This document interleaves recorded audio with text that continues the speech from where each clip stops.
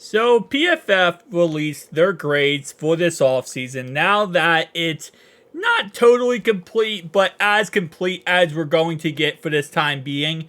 I mean, really, the only thing left at this point is the second wave of free agency and then the 53-man roster. So with that being said, they released their first, I guess, let's just say offseason in general. I don't think they're going to release another grade for the offseason, but they released their grades for the offseason, and they gave us an A, which, I'll be honest with you, and this might sound like, come on, man, that's a good grade. Like, take the good grade.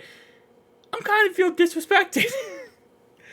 I think we got an A plus.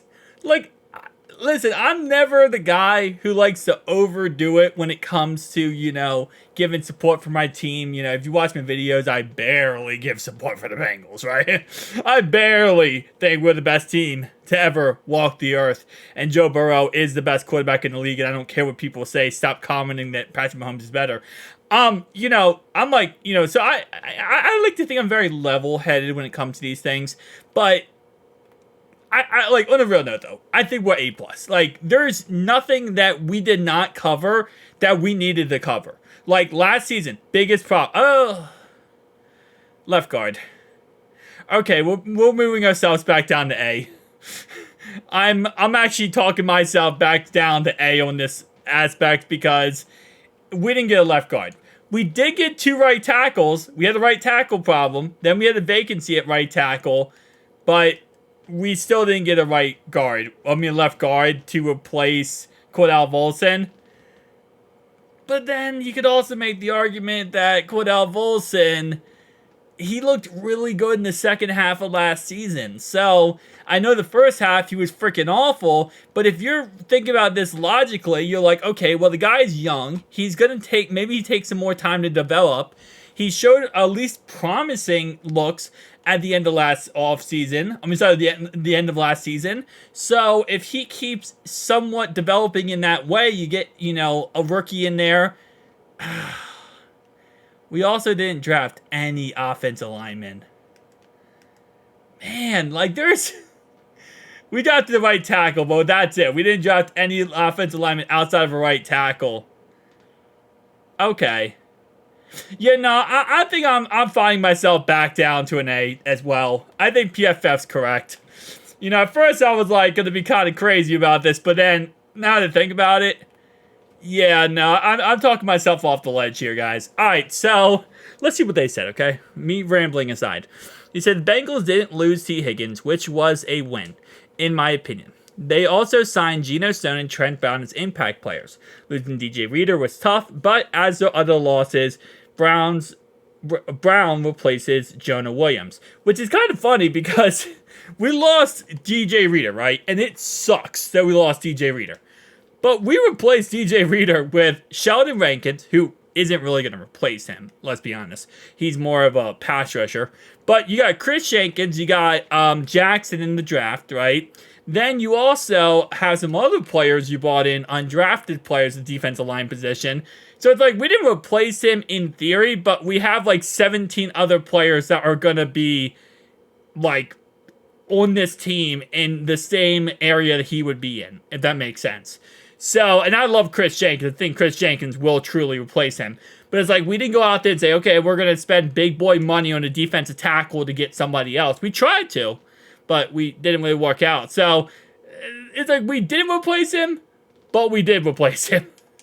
We're going to have to wait and see if these draft picks hit, which I think they will, but again, we'll have to wait.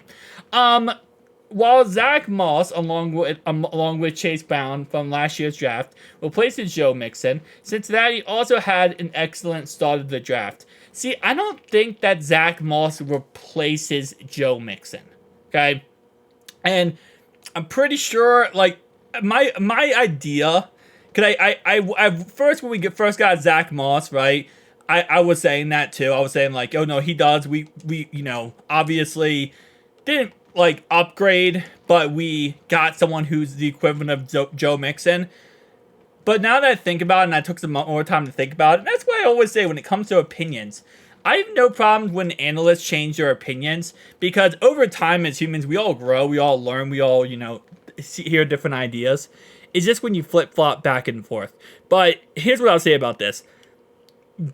Zach Moss is not an upgrade or not a replacement of Joe Mixon. He's a completely new animal above himself. Joe Mixon gave us an amazing in-between the tackle, pure runner who could also catch the football. Zach Moss is more just in between the tackles. Now, he's not as one-dimensional as Derrick Henry is. I think he can still catch the ball. He's just not known for it. He's also really good in pass blocking. And Joe Mixon definitely struggled a lot in that aspect.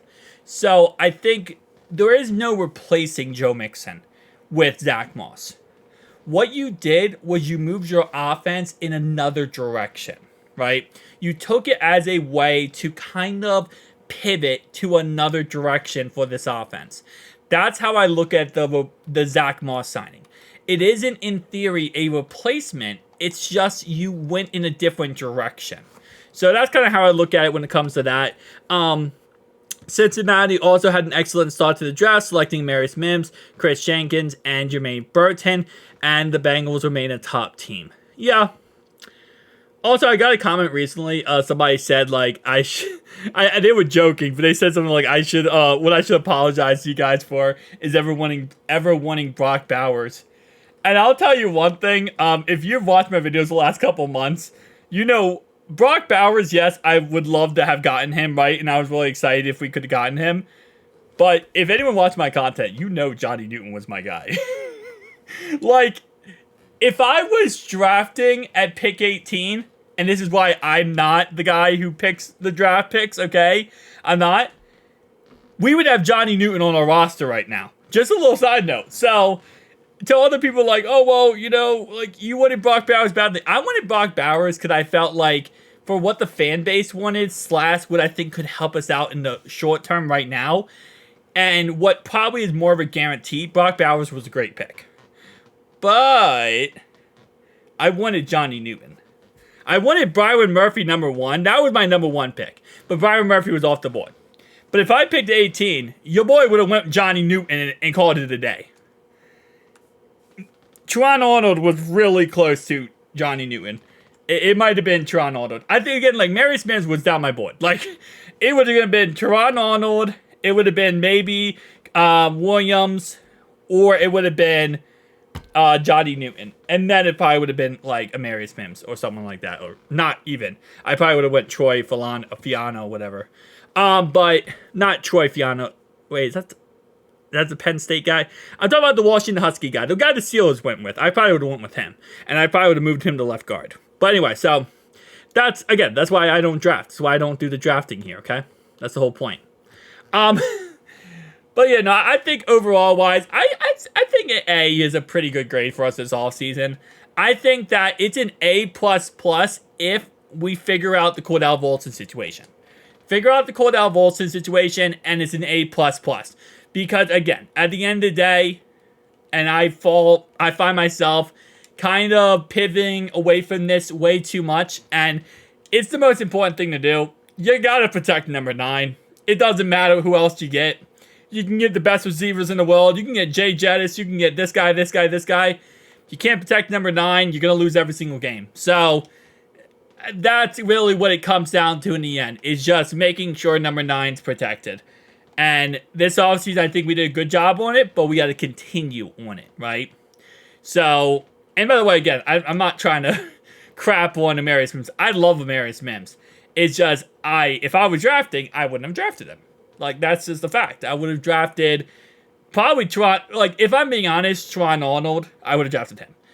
If I was, on crazy pills, I probably would have drafted Johnny Newton. There's a lot of options, right? With that being said, guys, real fast, I did go ahead and drop some merch last night. My first ever merch. If you'd like to pick it up and support the channel, link down below in the description. Also, I will be going ahead, if you do pick up merch, go ahead and follow me on Twitter at Fantasy Trucks. Oh, First Stop Bengals. I forgot we changed the name there. First Stop Bengals. I will be going ahead and just tweet at me. And I will be going ahead and retweeting you and also following you back. And also, we will go ahead and do a I'm going to do a compilation later of everyone who did go ahead and buy the merch. So, again, like I said, I do appreciate if you do pick it up. If you don't, I'd also my comment and say, like, they don't have the extra money. Listen, you watching my content is enough, period. That's enough support no matter what. Just watching my content. I appreciate it more than anything. The only reason I even dropped this was because I was thinking about doing a Patreon, but I was like, nah, let's just actually drop merch so that, you know, if you wanted to pick up a shirt, you want to pick up pants, you want to pick up whatever, you can also pick it up. And if you like the design, rock the design, right? So that's kind of why I did it. Also, people were asking for it, so I was like, all right, you know, we'll just do that. But tell me down below your thoughts and opinions, guys. I'll see you guys next one.